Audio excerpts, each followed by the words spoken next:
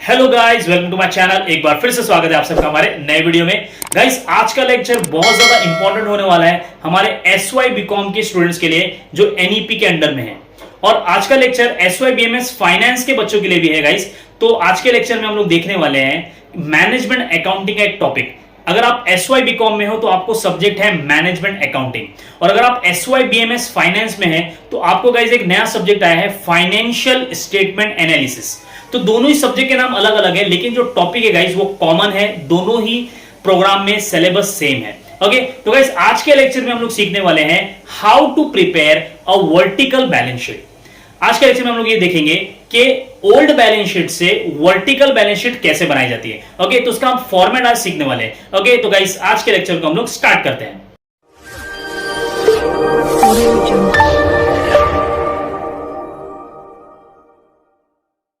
Okay guys, आप देख सकते हो स्क्रीन पर, आपको स्क्रीन पे दिख रहा होगा format of vertical balance sheet. तो गाइस पहले का जो बैलेंस शीट होता था वो कैसा होता था? टी फॉर्मेट बैलेंस शीट होता था, यानी कि एक साइड हम लोग लिखते थे लायबिलिटीज, दूसरे साइड हम लोग लिखते थे एसेट्स। लेकिन ये ओल्ड पैटर्न है, ओल्ड फॉर्मेट है। आजकल बैलेंस शीट कैसे बनता है गाइस? पूरा वर्टिकल, पूरा स्ट्रेट बनता है बैलेंस शीट, यानी कि एक अमाउंट टैली का ऊपर आएगा और एक अमाउंट नीचे आएगा टैली का। ओके, तो आज हम लोग देखेंगे कि आपको कैसे लिखना होता है बैलेंस शीट। क्योंकि पहले आप क्या करते थे, कहीं पर भी आप पोस्टिंग करते थे, आपने एसेट्स कहीं पर भी लिख दिया, आपने लायबिलिटीज कहीं पर भी लिख दिया, यानी कि कोई सीक्वेंस को हम फॉलो नहीं करते थे। लेकिन गाइस जो न्यू पैटर्न है, न्यू फॉर्मेट के हिसाब से आपको सीक्वेंस में हर एक चीज लिखनी होती है। तो गाइस आप देख सकते हैं बैलेंस शीट में स्क्रीन पर कि सबसे पहले आपको हेडिंग देना होता है सोर्सेस ऑफ फंड्स, उसको डबल अंडरलाइन करना है।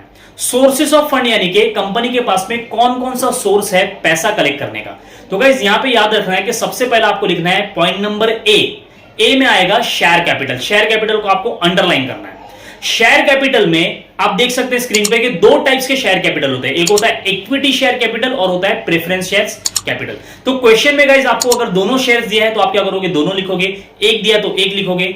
अगर आपको डायरेक्ट शेयर कैपिटल का अमाउंट दिया है तो आप क्या करोगे? डायरेक्ट सिंपली उसका अमाउंट आउटर कॉलम में लिखोगे। ओके, तो यहां पे हमारे केस में जो फॉर्मेट है उसमें दोनों कैपिटल दिख रहा है हम लोगों को, equity shares and preference share. तो हमने दोनों अमाउंट क्या किया है? इनर कॉलम में लिखा है और उसको प्लस करके आउटर में लिखा हुआ है। ओके, उसके बाद में गाइस याद रखो कि उसमें हमको ऐड करना होता है, प्लस करना होता है रिजर्व्स एंड सरप्लस। अब सर ये रिजर्व्स एंड सरप्लस क्या है? रिजर्व्स एंड सरप्लस क्या होता है? कंपनी की सेविंग, जैसे कि general reserve, reserve fund, profit and loss account का बैलेंस, ये सारी चीजें गाइस आप क्या करते हो? उसमें प्लस करते हो। तो शेयर कैपिटल में क्या करना है? मुझे रिजर्व्स एंड सरप्लस प्लस करना होता है। लेकिन आपको एक बार चेक करना है कि क्या क्वेश्चन में फिक्टिशियस एसेट दिया है क्या। फिक्टिशियस एसेट क्या होता है? आप फॉर्मेट में देख सकते हो कि रिजर्व्स एंड सरप्लस में से मुझे माइनस करना होता है less fictitious assets. Fictitious asset basically कुछ एक्सपेंसेस होते हैं, जैसे कि आप देख सकते हैं फॉर्मेट में प्रिलिमिनरी एक्सपेंस या मिसलेनियस एक्सपेंस। तो आपको बैलेंस शीट जो दिया रहेगा क्वेश्चन में, आपको उसमें फाइंड करना है कि क्या प्रिलिमिनरी एक्सपेंस दिया है क्वेश्चन में, क्या मिसलेनियस एक्सपेंस गिवन है। अगर ये दोनों आइटम में से कुछ भी एक दिया है तो आप क्या करोगे? पहले रिजर्व में से उसको माइनस करोगे, देन रिजर्व का अमाउंट आपको आउटर कॉलम में लिखना है, तो वो आपका फाइनल रिजर्व का अमाउंट होगा। तो रिजर्व का अमाउंट आपको मिल गया फाइनल, फिक्टिशियस एसेट माइनस करने के बाद में फिर जो शेयर कैपिटल का ऊपर अमाउंट है गाइस उसमें क्या करोगे? रिजर्व का अमाउंट प्लस करोगे, तो आपको पूरा टोटल जो अमाउंट आएगा वो आएगा ए का अमाउंट आएगा। तो गाइस इसको हम बोलते हैं नेटवर्थ। क्या बोलते हैं इसको? नेटवर्थ। आपको स्क्रीन पे दिख रहा होगा, नेटवर्थ भी बोलते हैं इसे हम लोग, स्लैश करके ओन्ड फंड भी बोलते हैं। इसके बाद में गाइस आगे बढ़ना है, पॉइंट नंबर बी लिखना है। ओके, तो पॉइंट नंबर बी में आता है बोरोड फंड। बोरोड फंड यानी कि लोन फंड, जो आपने किसी बाहर वाले से पैसा उधार पे लिया है उसको हम बोलते हैं बोरोड फंड। बोरोड फंड को आपको अंडरलाइन करना है। अब बोरोड फंड में दो टाइप्स होते हैं, वो एक होता है सिक्योर लोन और दूसरा होता है अनसिक्योर लोन। सिक्योर लोन यानी कि क्या होता है? डिबेंचर्स, बैंक लोन, ये दो होता है गाइस, सिक्योर लोन होता है। और अनसिक्योर लोन में आता है पब्लिक डिपॉजिट्स। तो अगर आपको क्वेश्चन में मेंशन है सिक्योर लोन, अनसिक्योर लोन, तो आप क्या करोगे? उस हिसाब से लिखोगे। सबसे पहले आप सिक्योर लोन का हेडिंग डालो, उसके बाद में बैंक लोन, डिबेंचर्स, अगर दोनों दिया है तो दोनों लिखो, अगर एक दिया है तो उसमें से एक लिखो। ओके, और सपोज अगर आपको क्वेश्चन में अनसिक्योर लोन दिया ही नहीं है तो आप क्या करोगे? अनसिक्योर लोन लिखो और उसको क्या करो? डैश कर दो। ओके, इतना क्लियर है? उसके बाद में गाइस जब आपको बी का अमाउंट मिल जाएगा, यानी कि आपने पूरा लोन वगैरह लिख लिया, उसके बाद में ए का अमाउंट प्लस बी का अमाउंट आपको क्या करना है? ऐड करना है। जब आप प्लस करोगे तो आपको मिलेगा टैली, टैली अमाउंट आएगा, उसको हम लोग बोलते हैं टोटल कैपिटल एम्प्लॉयड। क्या बोलते हैं? कैपिटल एम्प्लॉयड बोलते हैं। ओके, ये हो गया हमारा आधा बैलेंस शीट टैली। अब हमारा होता है आधा बैलेंस शीट यहां से स्टार्ट। तो सबसे पहले गाइस हमको लिखना होता है number 2 application of funds. Application of fund आपको बोल्ड लेटर में लिखना है, कैपिटल लेटर में लिखना है, अंडरलाइन करना है उसको।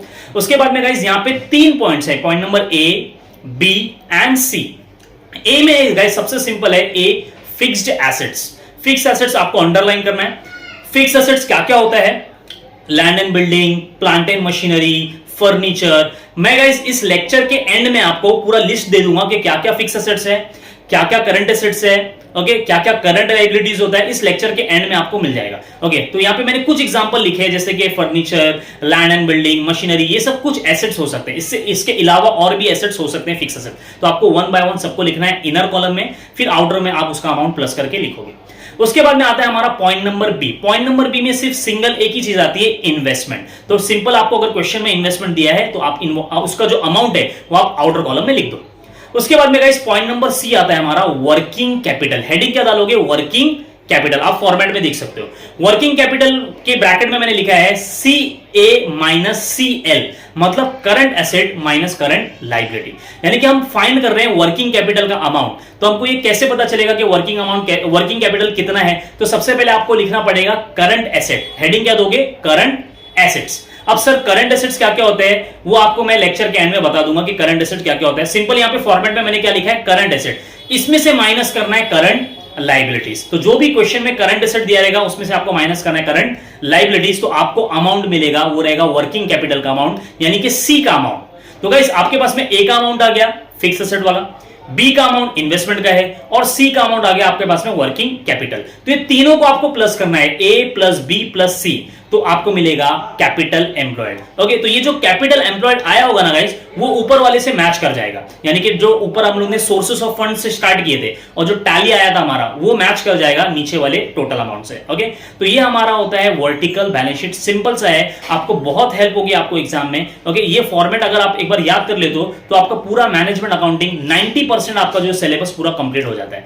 ओके, तो आज के लेक्चर को एंड करते हैं। अगर आपको मेरा लेक्चर अच्छा लगता है तो प्लीज इसको लाइक करिए, दोस्तों में शेयर करिए, और चैनल पे नए तो सब्सक्राइब करिए। ओके, अब इस लेक्चर के एंड में आपको मैं दूंगा करंट एसेट्स की लिस्ट, करंट लायबिलिटीज की लिस्ट और फिक्स एसेट्स की लिस्ट। ओके, तो आप देख लेना।